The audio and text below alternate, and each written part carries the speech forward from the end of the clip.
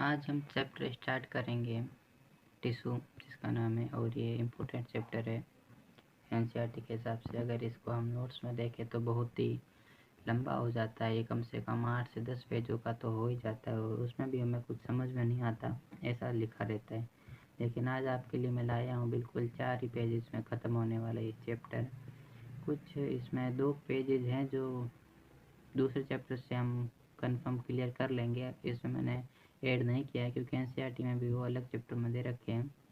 तो हम स्टार्ट करते हैं चैप्टर ये, और चैनल को फॉलो ज़रूर कर देना, ठीक है। तो इसकी सबसे पहली और इम्पोर्टेंट लाइन यही है जो आपको सबसे ऊपर दिख रही होगी कि कोशिका की संरचना जो है उसके कार्य के अनुसार बदलती रहती है। आपने देखा होगा कई प्रकार के टिश्यू हम पढ़ते हैं, कई प्रकार की सेल्स होती है, लेकिन वो क्यों होती है? क्योंकि उनकी संरचना जो है वो कार्य के अनुसार बदलती रहती है। एक सेल है ये काम कर रही है, एक सेल वो काम कर रही है, तो उनकी संरचना अलग अलग हो जाती है इसके उसके अनुसार, ठीक है। फिर सबसे पहला अपना आता है उपकला उत्तक, जिसका नाम है, इसे सामान्य तो उपकला भी कहते हैं। ये बहुत ही इंपॉर्टेंट है, हम इसे मजाक में ले लेते हैं, बोले इसमें याद रखने का नहीं है, लेकिन ये बहुत ही इंपॉर्टेंट है। कई बार इसको उपकला उत्तक को सिर्फ उपकला लिख के दे देते हैं और हम सोचते रहते हैं कि यहाँ पे उत्तक नहीं लिखा तो हम इसको टिक कैसे करें, ये सही आंसर कैसे हुआ। उपकला जो होती है इसके 2 लेयर होती हैं, हर चीज़ की 2 लेयर होती है, लेकिन हम उपकला की बात कर रहे हैं। इसके ऊपर वाली लेयर है जो वातावरण के एटमॉस्फेयर के संपर्क में रहती है, वहाँ से गैसों का एक्सचेंज होता रहता है इनके साथ में, और नीचे वाली बॉडी फ्लूइड के संपर्क में रहती है जहाँ से ये पोषण प्राप्त करती है। ऊपर से तो इसने गैस ले ली, लेकिन यहाँ से लेती है, क्या लेती है? पोषण प्राप्त करती है अपने लिए, जिससे ये यहाँ पे बनी रहे। सेल अंतरकोशिकीय के आधार पर दृढ़तापूर्वक जुड़ी रहती है, यानी कि इसमें अंतरकोशिकीय स्थान बिल्कुल नहीं होता है। फिर यह 2 टाइप्स की होती है, 2 प्रकार की होती है, सरल उपकला और संयुक्त उपकला। सरल उपकला में क्या होता है कि एक ही स्तर का बना होता है, संयुक्त उपकला में होता है 2 या 2 से अधिक स्तर का बना होता है। इनके एग्जाम्पल है, ये आप नोट्स से देख लेना।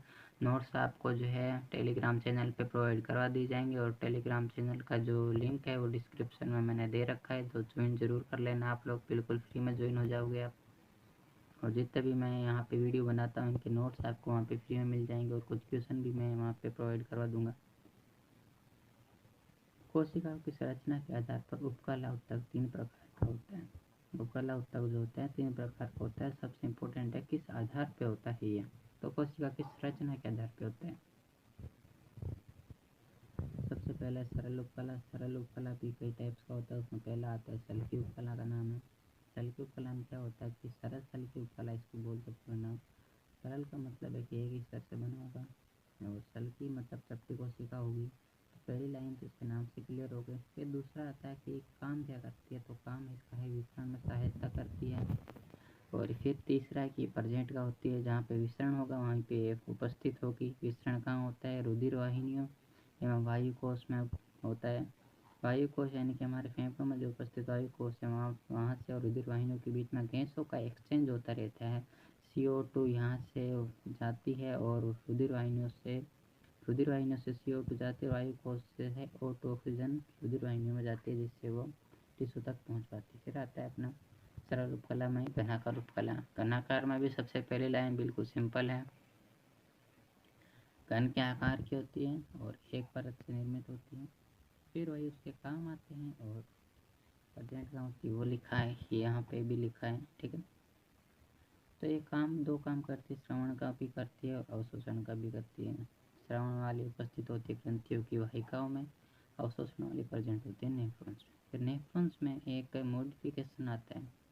कौन सा मॉडिफिकेशन? की सूक्ष्मांकुर युक्त प्रेजेंट होती है यहाँ पे, कि नेफ्रॉन की समीपस्थ नलिका में सूक्ष्मांकुर युक्त उपस्थित होती है। नेफ्रॉन की सिर्फ समीपस्थ नलिका में, पूरा नेफ्रॉन की बात नहीं हुई यहाँ पे, हुई सिर्फ समीपस्थ नलिका में। नेक्स्ट पेज पे यहाँ पे एक मैंने क्वेश्चन टाइप में एक लिख रखा है, इसको आप याद कर लेना जरूर से, इम्पोर्टेंट है, ठीक है। स्टार अच्छा नहीं बना कोई बात नहीं, चला लेना। फिर आता है अपना तीसरा नंबर पे स्तंभाकार उपकला, ठीक है। इसमें पहली लाइन वही है कि लंबी और पतली नलिकाओं के एकल स्तर से बने होते हैं। लंबी और पतली का मतलब है स्तंभ के आकार की। और फिर इसमें सिर्फ 2 चीज़ें इंपॉर्टेंट है कि इसका केंद्र का आधारी भाग में उपस्थित होता है। ये सिंपल है लेकिन इम्पोर्टेंट है। इनकी सतह पर प्राय सूक्ष्मांकुर पाए जाते हैं। ये बिना सूक्ष्मांकुर के उपस्थित होती ही नहीं है। ये इसमें सबसे इम्पोर्टेंट पार्ट है स्तंभाकार उपकला का कि ये बिना सूक्ष्मांकुर के उपस्थित नहीं होती। फिर आता है कि उपस्थित कहाँ होती है। उपस्थित होती है आमाशय, आंत और इनके जो आंतरिक अस्तर है इनमें उपस्थित होती है।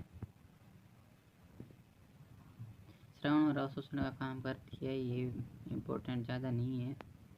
श्रवण और अवशोषण का काम करती है तो सिंपल याद भी रहता है, लेकिन यहाँ पे ये चीज़ और ये चीज़ जो है इम्पोर्टेंट है, बी एंड ई जो है वो इम्पोर्टेंट है।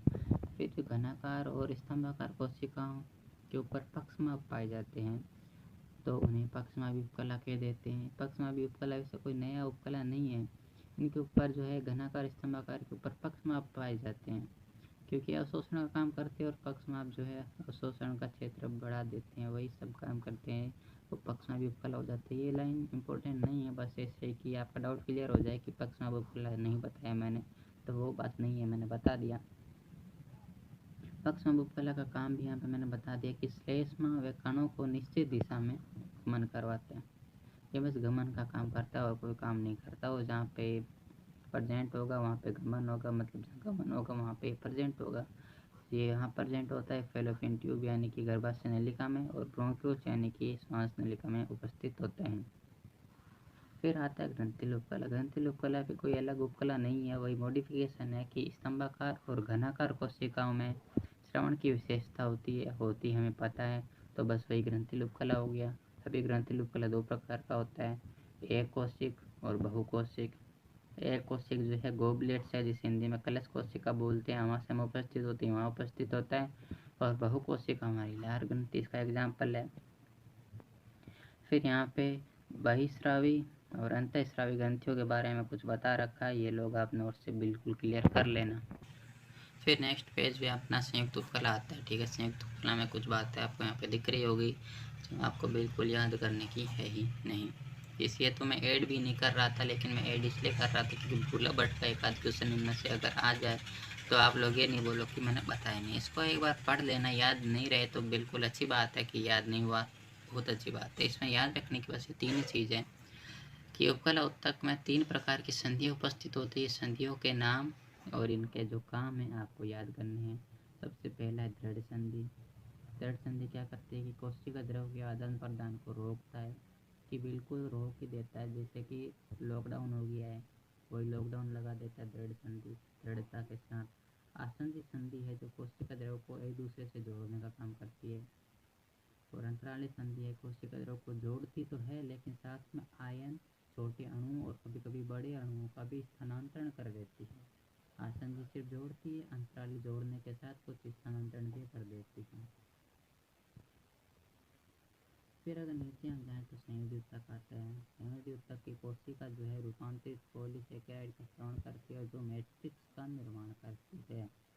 ये इम्पोर्टेंट है, इसमें सबसे पहले कुछ चार ही शब्द लिख रखे हैं, लेकिन इससे पूरी लाइन बन जाती है कि संयोजी उत्तक की कोशिकाएं रूपांतरित पॉलीसेकेराइड का श्रवण करती है जो मैट्रिक्स का निर्माण करती है।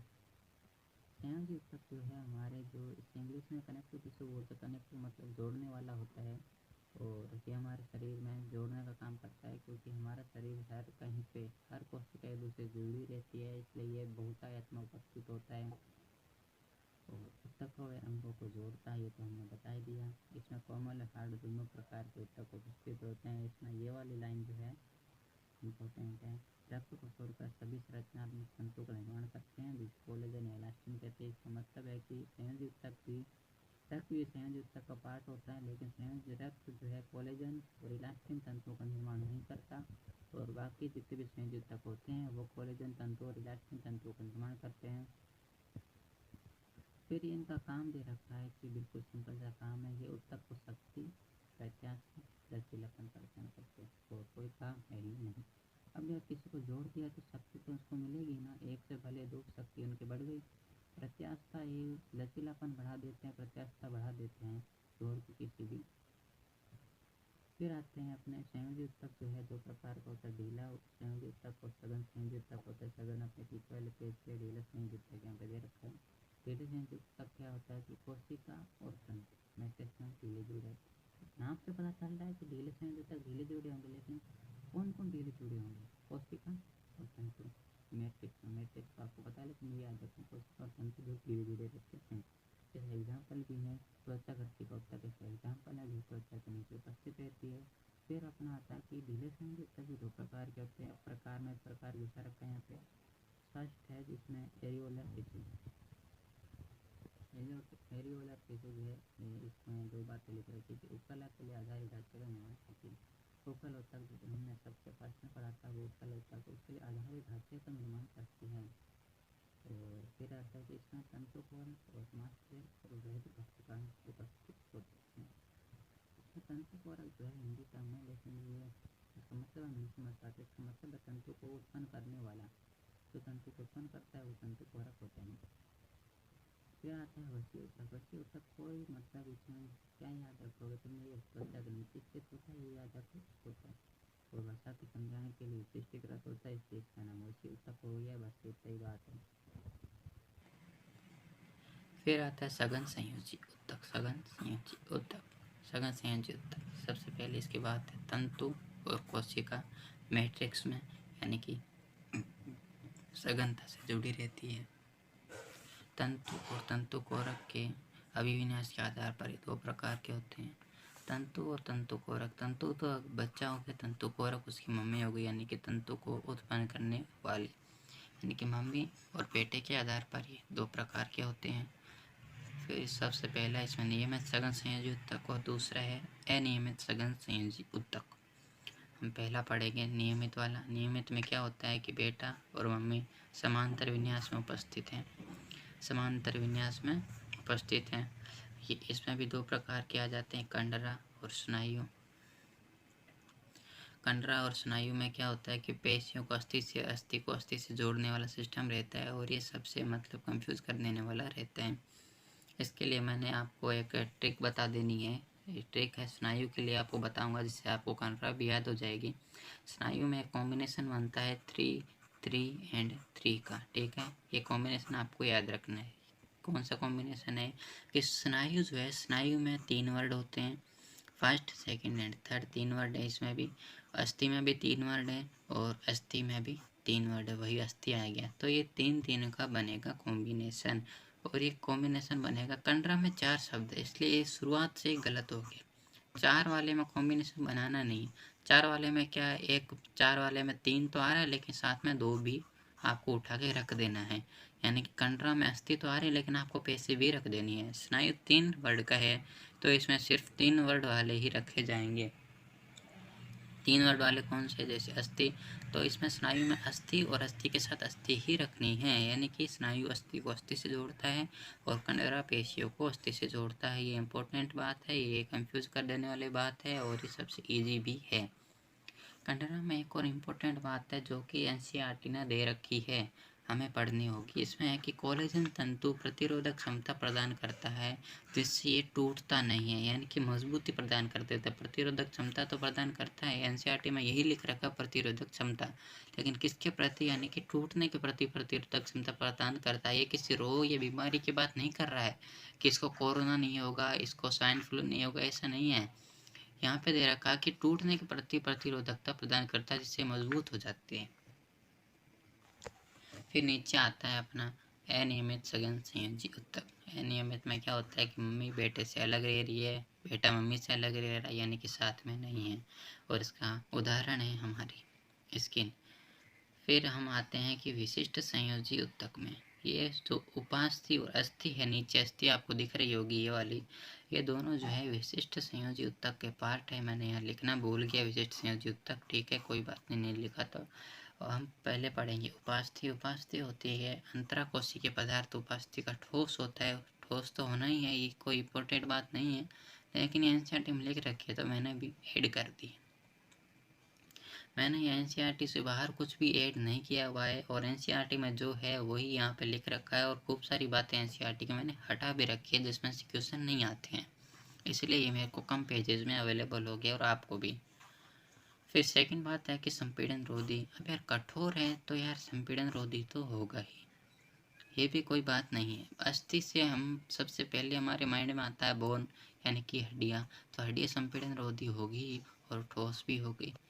फिर इसमें ये वाली बात जो है थोड़ी इम्पोर्टेंट, थोड़ी नहीं ज़्यादा इम्पोर्टेंट है, ठीक है। फिर ये क्या है कि इसे बनाने वाली कोशिका स्वयं द्वारा स्रावित आधात्री में छोटी छोटी गोलिकाओं में बंद हो जाती है।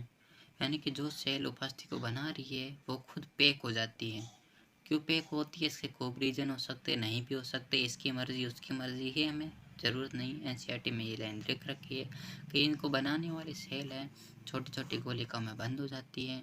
उपास्थि का ये सीन है, ये आपको याद रखना है। और कशेरुकी भ्रूण जो होता है कशेरुकी वर्ग में आते हैं हम, मानव जो आते हैं कशेरुकी वर्ग में आते हैं। कशेरुकियों के जो भ्रूण होते हैं वो भ्रूण से वयस्क अवस्था तक आते आते उनकी जो है अधिकतर उपास्थियाँ अस्थि में बदल जाती है। उपास्थियाँ अस्थियों में बदल जाती है, लेकिन कुछ एक जो है उपास्थि वयस्क अवस्था से लेकर वृद्धावस्था तक जो है उपास्थि ही बनी रहती है। और वो कौन सी है, वो है नाक की नोक, कान की संधियाँ और मेरुदंड के चारों ओर की।